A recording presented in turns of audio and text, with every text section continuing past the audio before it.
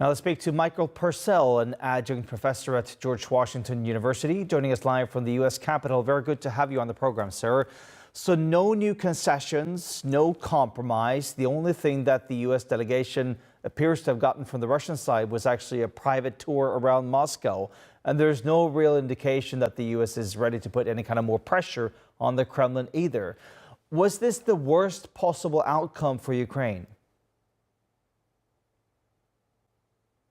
No, I don't think so. I think engagement, period, and no obvious break and intensification of conflict are acceptable to all parties. I think it's important for us all to understand that this is truly the beginning of a process that in prior U.S. administrations, at least, likely would have occurred behind closed doors.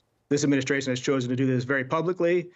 I applaud their continued and persistent engagement, but I think we're going to have many breaks and challenges towards any acceptable solution to not just Russia and Ukraine, but of course the Europeans and the U.S. So how big is the divide here between not just Russia and Ukraine, but also in terms of what the U.S. wants? I think at this moment, there is a general sense of possibility. The battlefield is more or less static, but certainly continues to move in Russia's favor. I think President Zelensky sort of acknowledges this and not those exact terms, but his rhetoric, and I think is probably the most earnest and honest rhetoric of any leader involved, is clearly preparing the Ukrainian people to make compromises. I think at this point, it's not so much to talk about who's winning or losing. It's how each state that has a stake in this conflict, how they're winning and losing. And just a discussion of those specifics is a step forward. But in terms of what the U.S. wants, is it peace that Donald Trump is trying to achieve, or is he sort of looking for another business deal? Well, I think, President Trump, like the other leaders involved, has his own interests, personal and national. Personally, what we've seen from him is a desire to be perceived as somebody who is winning. And here winning is first and foremost ending the conflict.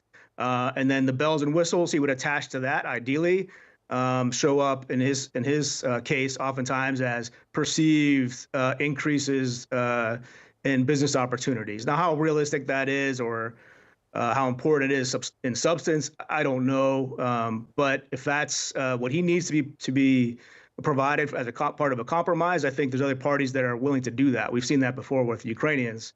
But that's just President Trump. Every other participant has their own unique interest in red lines. Professor, I'm curious to hear your analysis here, because before the meeting in Moscow, Putin warned the Europeans, saying that he was ready to fight if Europe wanted a war, and that it might lead to there not being anyone left to negotiate with.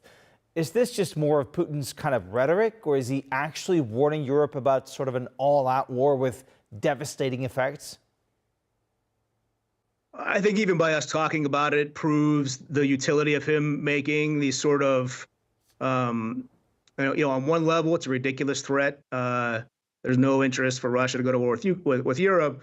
But it is a reminder that Russia, despite it struggling to defeat a country the size of Ukraine, still does have a nuclear deterrent. And we have to take that seriously. So I think we tip our hats to President Putin and say, thank you for the reminder. But now let's get back to real and substantial matters at hand. So let me just ask you then, Germany's foreign minister, he said that Russia is at least creating the option of a war against NATO by 2029 at the latest. Do you agree with that assessment?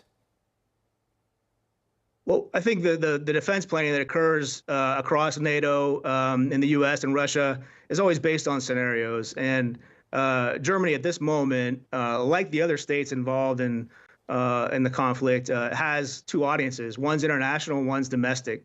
For the Germans, I think they're making and trying to make good on a promise to enhance their national military capability. So it's of value for the Germans to internally make the argument to their citizens that they have Russia nearby, and that Russia is over-investing in military capability, and they have plans to have these capabilities. And it's incumbent upon Germany to use their national resources to match that, something they're certainly capable of, and haven't quite done sufficiently in the past. All right, Professor Purcell, thank you so much for taking the time to talk to us today. Thank you. You know,